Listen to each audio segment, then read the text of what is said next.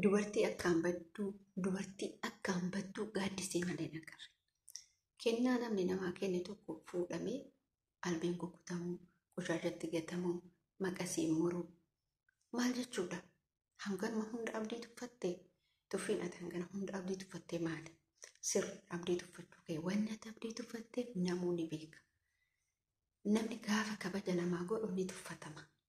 Namni gaafa namni kabaja si godhee bakka gaarii si teessisee jedhu hin beekama. Dhugaa rabbii dubbachuuf jireenyi yeroon ammaa kun yeroo duraanii garagara. Nama kamuu keessatti gaafa kabaja namaa gootu saree taata. Gaafa nama gargaartu saree taata. Gaafa nama san bakka guddaa kennitee jaalattullee saree taata. Assalaamu alaikum warahmatullahi wabarakatuh. Akkam jirtu nagaa keessan fayyaa keessan isin jecha. Hordoftoota kabajamtoota maatii Umunaatu akkam jirtu nagaa qabdu fayyaa qabdu isin jecha. Dhugaa rabbii dubbachuuf wantoonni irra nama jibbisiisantu jira. Ni viidiyoo keenya like godhaa, share godhaa, akkasumas yaada keessan booda warroonni hamma ammaatitti nyaata beeksitanii yoo naggeetta fiduu takka isin galatoofadha. Baay'ee isin jaalladha, baay'ee isin kabaja. Isin jechuu barbaada. Wallahi waan baay'ee nama dhibuudha. Har'a dhimma gaaddisee uffata abdiin dhiidaf bite albeedhaan maqaseedhaan jechirte haaddee lafa keette jechuudha. Baay'ee nama ajaa'iba. Dhalaan takka namni kamuu gaafa bakka gaarii kennituuf namni sun si jibba. Nama tokkos fakkeenyaaf yoo rakkatee ka gargaartu ta'e namni sun si jibba, boodarra si jibba, ati galata hin qabdu. Gaafa jaalattellee nama san gaafa jaalattee tokko tarkaanfattus galata hin qabdu. Gaafa kabajjee algaa gaariirra taa'ee nyaata gaarii naa dhugu jechuun galata hin qabdu. Nama akkamtu galata qaba beektu nama saree si godhu, nama si kabajuutitu, nama si tuffatu, nama si cabsu, nama si jibbu. Nama akkasii namni galateeffata. Waa hedduu addunyaa kanarratti miidiyaa kanarrattis waa hedduu argaa jira jechuudha. Nuti waa hedduu argaa jirra. Waa hedduu argaa jirra. Ija keenya kana lamaanis waa hedduu argina. Nuti gaafa gaarii nu yaadame hama maaliif itti yaadna? Gaafa kabaji nu kennamu kabajamaa ofirraa buufuun. Akka Itoophiyaa keessatti bar'amu biyya Itoophiyaa jedhamtu san keessatti biyyi keenya kuni garmatti wal qabattu beektu laala akka garmatti wal qabattu. Gaafa mirgi isinii ana akka jedhamu waa Itoophiyaa achumatti dhiisee jiru. Yeroo ammaa kana keessattuu dhalaan gaafa kabaja namaa dhiirri kennitu dhiira jaalatu dhiiftetti dhiira biraa duuka deemti. Mucaan tun amma gaaddisee fakkeenya fudhatan abdiin uffata iidaa isii bite kabaja guddaadha.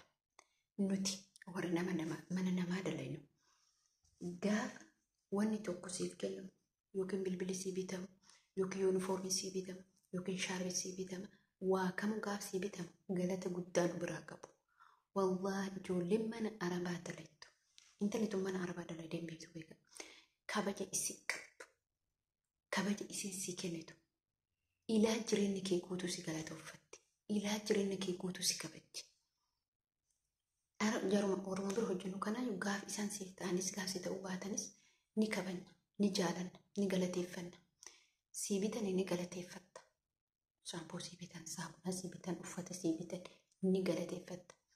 Galanni hin barbaachisa. Namni nama hin galateeffan Rabbiif illee hin galateeffatu. Intalli kun jechuudha kabaja wallaaltee gabbaatee uffata abdiitti gootee ciccirte. Maaliif akkas goote? Tuffii isaati. Akka namaatti isa laaluu dhabu, isa tuffachuu dhabu. Akka galtu mana isaa, akka dhooddu kan nyaattu mana isaa. Har'a immoo gabbaatee jechuudha. Har'a immoo gabbaatee uffata isaa jijjiirti. Bakka itti gaabiin kana quufni kana caala eessa jira? Quufni kana caala gonkumaan jiru jechuudha. Maaliif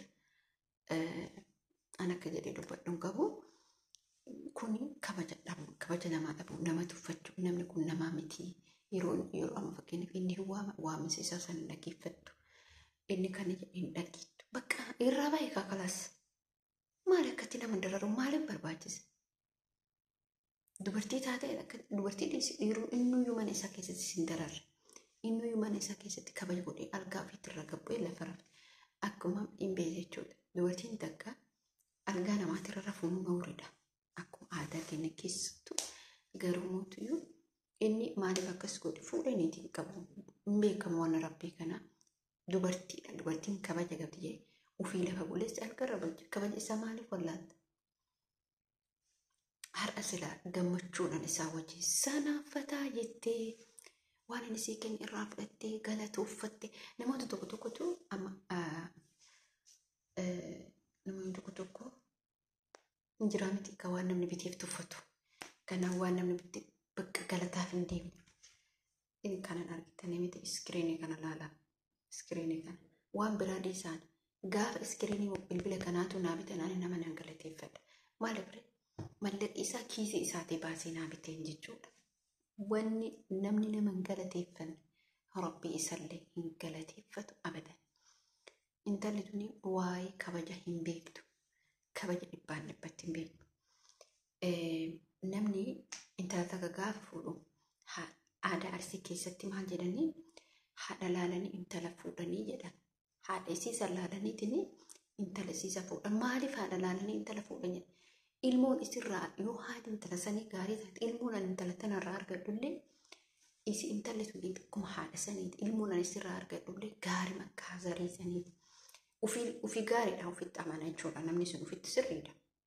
Bakka gaarii seenuu barbaada. Isinii galee shamarran takka maaliif namaan gargar baati? Jireenya garaagaraatiin yeroo bulaaltanitti dhimmi shamarran gargar baatuuf waa hedduu keessa seentee gabanni isin gargar baatuuf waa hedduu laalte jechuudha. Ilaa yoo dura dogongorte ilaa hamma zarii isaa zarii akkamiirraa argachuu danda'a? Nama kana oolaaltee gallaaltee madaaltee taniin nama saniin gargar baate. Dhiirrillee nama sanii dubartii sanii maal dubartiin tuni nama akkami? Yaani yoo dura dogongoraan yookaan immoo turuun jiraa miti waan akkasiitu jira. Shamarran keenya nama kabajuu keessatti aadaa dhugumatti Arsii keessatti shamarran Arsii keessatti kabajaan ilaa zarii isaatirraa qabee mataa isaatti kabajaa qabdiif jechuudha dubartiin. Ka akkasuma jechuun Jimmaas kabaja ni qabdi, Shawaan kabaja qaba, Hararri yaani aadaa keessatti garuu Arsiin dabarfatee kenna. Dabarfatee kabaja guddaa namaa kenna. Kanaaf kabajaan barbaachisaadha. Dhiira kabaji. Yoo ati isa kabaje bakka ilmoon keetillee abbaa manaa kee kabajuu danda'u waan ta'eef. Isin galee yoo ati isa kabaje, yoo ati isa jaalatte, yoo maali? Galgala ganamaa dubbii maaliif barbaachisa? Maaliif akkuma caaltu fakkii dubbii goota? Akkuma faayoo dubbii goota? Miti hin taatu dubbiin akkasitti miti. Dubbiin akkatti taatu jaalalaan deemudha. Abdii biroomoo waan akkasii jiru tumaan hin jiru qaanyeen hin jiru. Maalati amala hin qabdu amala kee jijjiirradhu maali? Maali jechuudha. Ani dhugumatti bakka ana garamaa yeroo nama akkana abdiin dhalaa hedduu jaallatee dhabee kaamilaa hin dhabee jannaa hin dhabee kabiraas jiraachuu danda'u. Kunni warra miidiyaa irratti beekame. Garuu yeroo ammaa kanatti dhalaatu namatti qoosa jechuudha.